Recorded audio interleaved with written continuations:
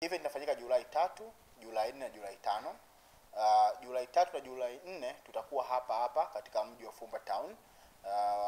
Wanasema kwa Mjerumani. Tarehe 3 tutafanya event humu ndani hapa tulipo, ambao ni kwa ajili ya founders. Okay, itakuwa ni asubuhi. Founders meeting kazi yake ni kuwakutanisha wale watu waliobuni mawazo mbalimbali. Tutakaa, tutazungumza na kadhalika. Lakini alasiri yake ya siku hiyo ya tarehe 3 tutakutana ufukweni pale kwetu kwenu kwa ajili ya kufanya what we call fire chat. Kwa hiyo fire chat tutakuwa tuna baadhi ya founders ambao walikuwa wanazungumza kuhusu ubunifu zao na kipi kimefanyika. Siku ya tarehe 4 Julai ndio siku kuu ambako tutafanya pale kwenye jengo la kibiashara la Pavilion juu kwenye rooftop. Hiyo itakuwa ni siku nzima na ratiba yake itatoka katika mitandao ya kijamii. Lakini siku ya tarehe 5 ukija Zanzibar, jamani, inabidi uione Zanzibar. Sawa? Sasa tukija tukaongea hapa siku mbili mfululizo, tumeongea watu wakaione Unguja, watu wakaone vivutio vya Zanzibar na hapa Unguja. Kwa hiyo tarehe 5 ni siku ambayo tumeandaa kwa ajili ya watu kutembelea maeneo mbalimbali ya vivutio.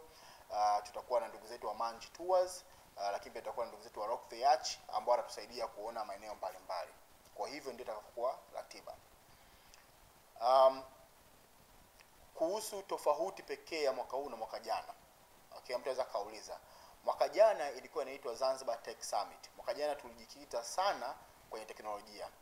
Mwaka huu neno investment limekuja kwa sababu tunataka tuizungumzie uwekezaji ndani ya teknolojia.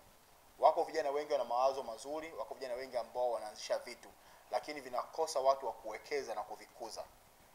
Kuwa na wazo ni jambo jema, lakini kulikuza lile wazo kufikia hatua ya kibiashara na kuweza kuleta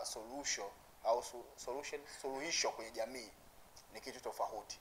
Kwa hiyo mwaka huu tumeongeza neno investment ili kualika pia, sio tu wabunifu, kualika watu ambao wanawekeza kwenye mawazo ya watu waweze kufika.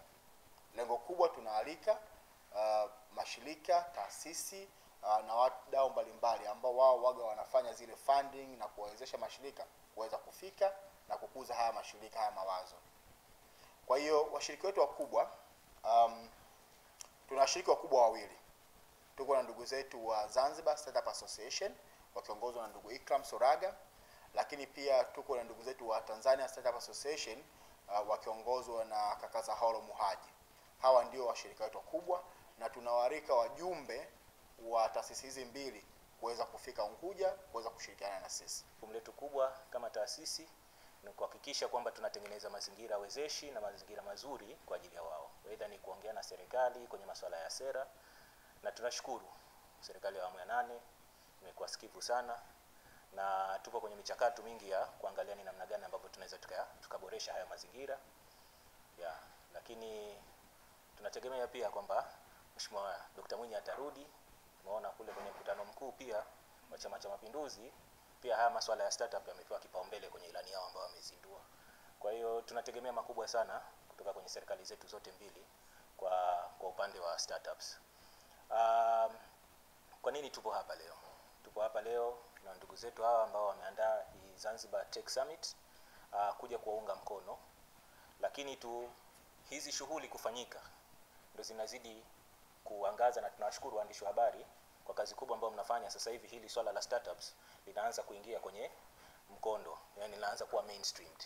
Maana mwanzo ilikuwa ni jambo ambalo la ajabu, lakini sasa hivi tunaliona kwamba linaanza kuwa mainstreamed. Kwa hiyo tunawashukuru sana waandishi wa habari, lakini ni matukio kama haya ambayo yanasaidia kwenye mainstreaming hizi events. Sasa hiyo inasaidia kwa wale wabunifu, inatusaidia na sisi ambao tunapiga kelele huku, lakini hatutoishia hapa. Na kwa Zanzibar imekuwa ni hot cake kusema ule ukweli.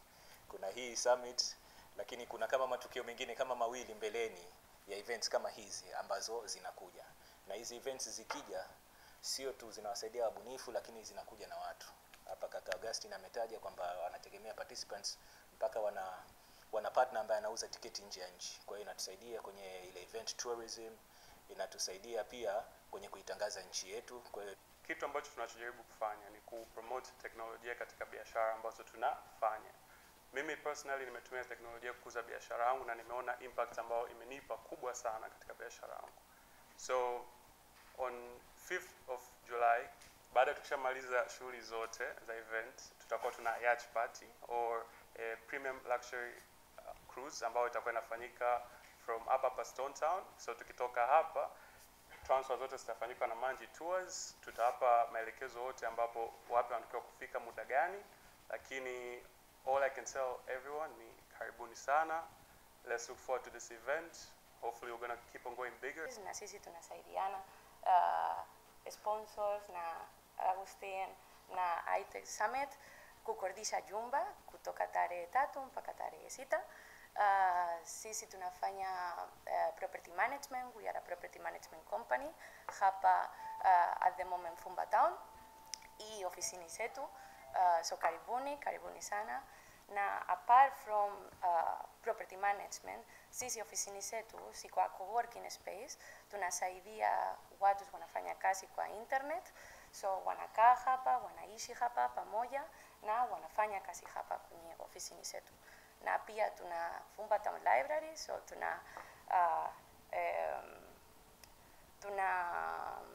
how I can say in Swahili we are inviting everyone. Yeah.